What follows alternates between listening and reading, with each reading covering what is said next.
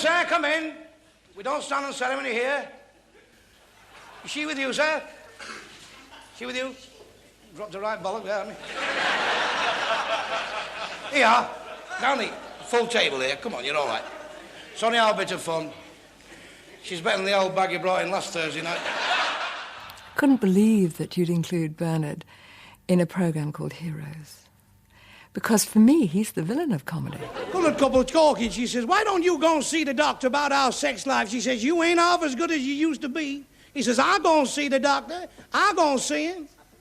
Go back a couple of hours later, Stetson hat, rolled umbrella, pinstripe trousers, fancy waistcoat, gold guard, spats. She said, what do you dress like that for, man? He says, I've been to see the doctor. And the doctor says I's impotent.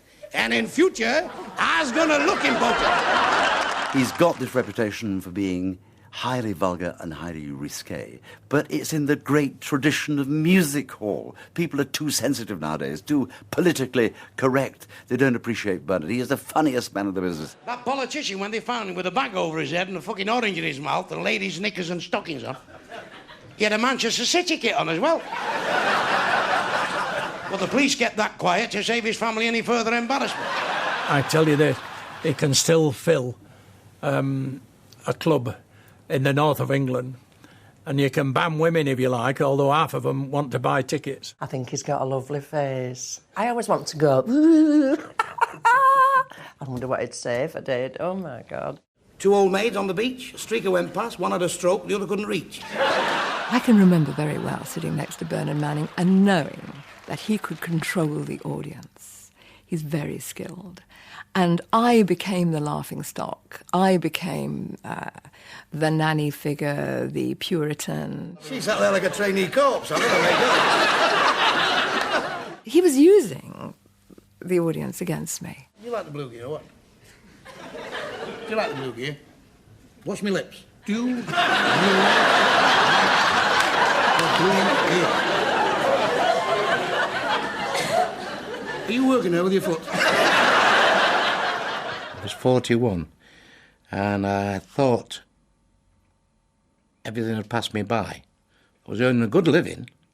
I wasn't short of nothing. I was earning a very good living, getting good money at different places. But I thought fame had passed me by. I wasn't a household name until Johnny Amp came along and put me on the Comedians.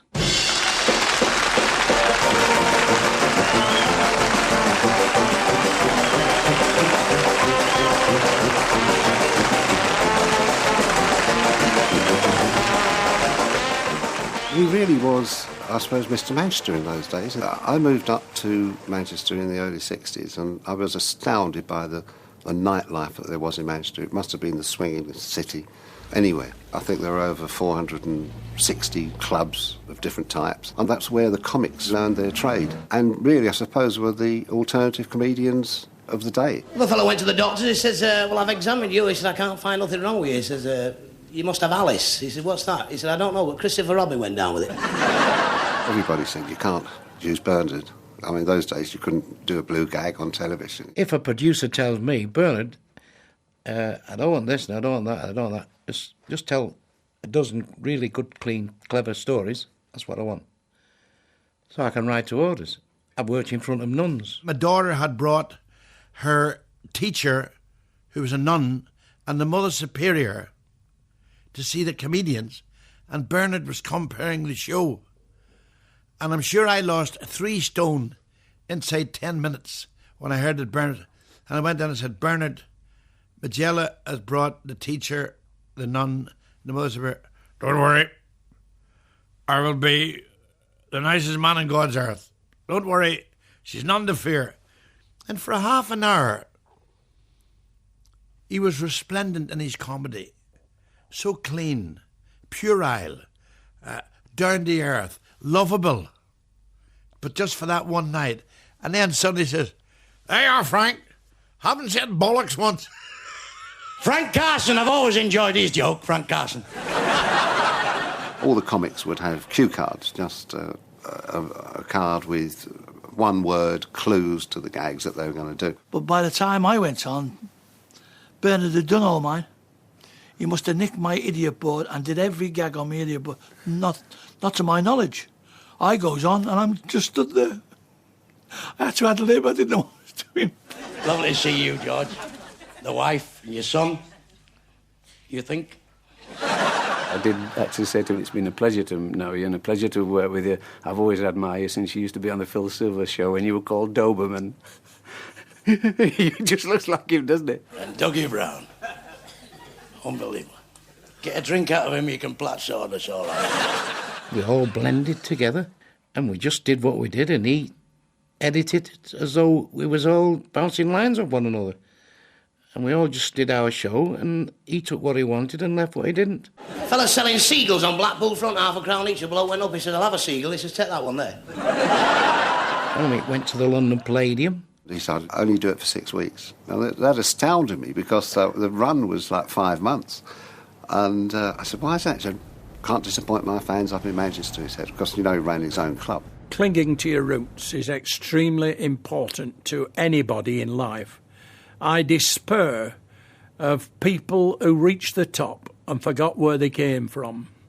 Bernard Manning is not that sort of individual. When Bernard was born, the story is that he was so ugly. It was terrible that the midwife had to have gas. And his mother wouldn't breastfeed him. She said, I wanted him just as a friend. My mum and my father were greengrocers in the very young days of my life. Up in the morning early and no lorry, just handcart to push the stuff from Smithfield Market to the shop. Flag floors, one cold water tap, no hot water, no bathroom. We used to go to the swimming baths if you wanted a bath. I had a pair of shoes in 1933. I could put my foot on the penny. The soles were that thin. I could tell it was heads or tails. Catholic family. My father was a dead stickler for going to church and everybody being straight and tidy and saying your prayers at night. I was an altar boy, up at 7 o'clock to serve Mass. As the Pope once said to Michelangelo, you better come down, I think we'll have it wallpapered. My mum and dad had a wonderful sense of humour. You had to have in them days to keep going. You had to have it. It was jokes in Smithfield Market that set me off. When I started off in Smithfield Market with my dad, about 12 or 13 years of age, all the porters used to tell gags. Funny people. You had to be. To do such hard work and get on together. An American tourist on the bus passing Manchester Town Hall. He said, say, buddy, little Lancashire lad at the side, what's that there? He said, that. That's our Town Hall, he said. It's our clock. He said, we've got prefabs bigger than that in America. He said, oh, aye. Just then, a fire engine went past. 90 mile an hour, turntable ladders, all bells ringing. He said, what was that, buddy? He said, a window cleaner late for work. I started work when I was 14 at Senior Service Tobacco Factory, Derby Street in Manchester. There was 5,000 girls worked there and about 10 fellas because it was all in the war. That was 1944. So you can tell I had a beano there. The girls thought the world of me. And then I was with the Manchester Regiment in Berlin. Started singing with the dance orchestra there. Went all over Germany, Dusseldorf, Cologne, entertaining the troops. This is the Army Medical. 16 blokes, starkers, not a stitch on, waiting for the medical officer. See, they're all stood there, windows wide open. Silent comedy, not a word spoken here.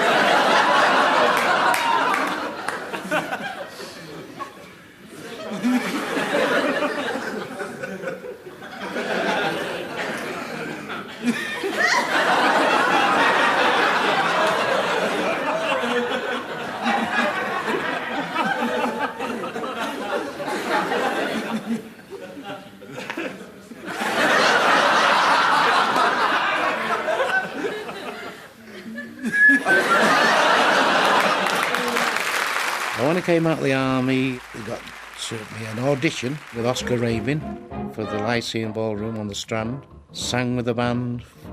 After about 12 months, my contract was up. The club scene had just started in Manchester, the Northern Sporting Club. And I compared it and started slinging a few gags in and a few quips in. Stayed there for a couple of years, and these premises came open just up the road from the Northern Sporting Club. It was an old temperance billiard hall and a furniture shop, and we opened up as the Embassy Club. I taught my dad into opening it up. I said, what I can do for other people, Dad, I might as well do for myself and you. And our advert was, where you see the stars of tomorrow, today, a family club run by a family. Even if Bernard wasn't there, Bernard was out doing a charity and he'd come back a little bit later, it still felt like a family club, that everybody was looking after you.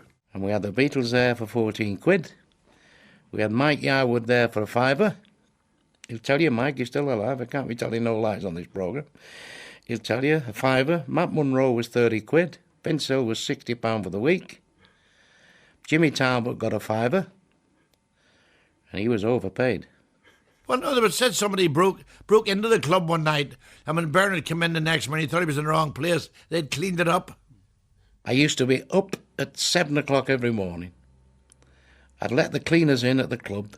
I'd set the room out with a pal of mine, the chairs and the tables and the reserved tables and the list off the book, who's sitting where. It's the things that must be done, you see. Have to get here a bit earlier than this, you know. We've got a lot to do. Always make sure your microphones are working a couple of hours before. Always have your phone lines open in case the pianist rings up and says he's got chicken pox or whatever. You've got to be ready for all emergencies. I've learnt all these things in my years in Clubland. And then 8 o'clock, you could set your watch. Anybody for 40 years could say at 8 o'clock, Bernard Manning's walking on stage now at the Embassy Club. There's two young men with us tonight that fought at Goose Green in the Falkland Islands. Thank you very much. Over here on this front table. Celebrating with us tonight. They're Argentinians.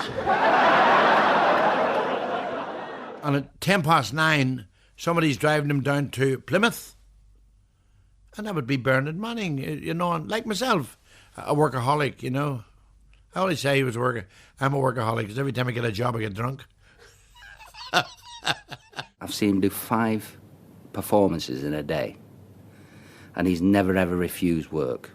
He's worked on oil rigs, he's worked Las Vegas, he's worked at the smallest social club, a little pub, and he'd never ever refused work. I was in Doncaster last night, I'm in Wakefield tomorrow night, I've got to go to the dentist tomorrow morning. When I leave this show, I'm in the dentist chair at 8 o'clock tomorrow morning. That bridge there, it's coming loose, so I've got to be there. Don't you hate it? Terrible. Yeah. I get hold of him by the goolers and say, we're not going to hurt each other, are we? God knows how I got the stamina. I think it's from my mother, because she was a real stamina person. 95, and she was still doing the books for the Embassy Club. She could reckon a column up at 95 years of age. She could reckon up that and reckon the same column up, go 2 columns. Like that. And her handwriting, she left school at 11 years of age, and her handwriting was absolutely magnificent. It flowed, it was beautiful. Beautiful handwriting. Yeah, she was some mother, I'll tell you. She's his double, really, because he gets it all from her. She was aggressive and cutting, and she could come out with the most amazing comments sometimes.